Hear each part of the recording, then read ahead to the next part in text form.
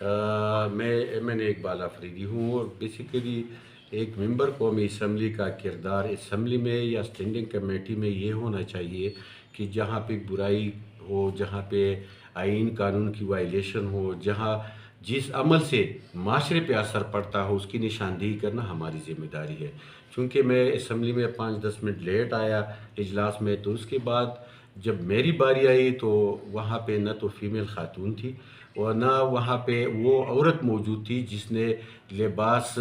غلط پہنا ہوا تھا، جس پہ میں نے اعتراض اٹھایا، نہ وہ خواتین موجود تھی۔ میں نے صرف اسٹینڈنگ کمیٹی کی چیئرمین کے علم میں لایا کہ جو خواتین ایک ذمہ دار تھی، ایک ڈپارٹمنٹ کی ہیڈ تھی، اور یہاں پہ انہوں نے جو لباس پہنا ہوا تھا وہ قابل اعتراض تھا۔ اس کا اثر ہمارے یوتھ اور ہمارے جو علاقے میں اور دیگر خواتین اس پہ پڑتا ہے، چونکہ یہ 25 کروڑ کی عوامی نمائندہ فورم ہے، اور ان کو دیکھ کے لوگ اس سے سیکھتے ہیں، تو لہٰذا یہاں پہ ایسے لباس میں آنا، ایسے لباس میں بیٹھنا یہ مناسب نہیں ہے۔ یہ قوم اپنا لیتا ہے، اور پھر جب ہمارے بہنیں بیٹیاں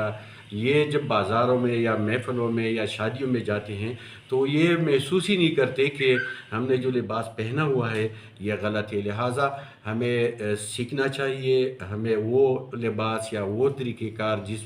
جس سے اللہ خفا ہوتا ہے، جس سے معاشرے پہ برا اثر پڑتا ہے، اسے دور رہنا چاہیے۔ میں نے نشاندہی کی، اسٹینڈنگ کمیٹی کی چیئرمین کو چاہیے کہ اس کے لیے ایس او پی بنائے، اور جو ہائی پروفائل میٹنگ ہے، جو قومی نمائندگی کے اجلاس ہوتے ہیں، اس میں ایس او پی کا خیال رکھا۔ وہ تو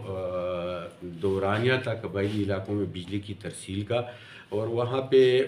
اعتراف کیا گیا کہ سیکٹری کی طرف سے کہ چونکہ وہاں پہ برڈن زیادہ ہے قبائلی علاقوں میں، اور وہاں پہ ترسیل ممکن ہی نہیں، جیسے ہی ہم سٹارٹ کرتے ہیں وہ ٹرپ ہو جاتی ہے۔ تو سوال میرا یہ تھا کہ جو ٹرپ ہو جاتی ہے اور وہاں پہ بجلی کی ترسیل نہیں ہو رہی ہے، تو یا 67 ارب روپے یا 17 ارب روپے کہاں جاتا ہے، یہ کون لیتا ہے؟ تو اس ایشو کو دبانے کے لیے یہ مسئلہ اٹھایا، ورنہ ہمارا کردار صرف اور صرف آئین اور قانون کی حکمرانی کی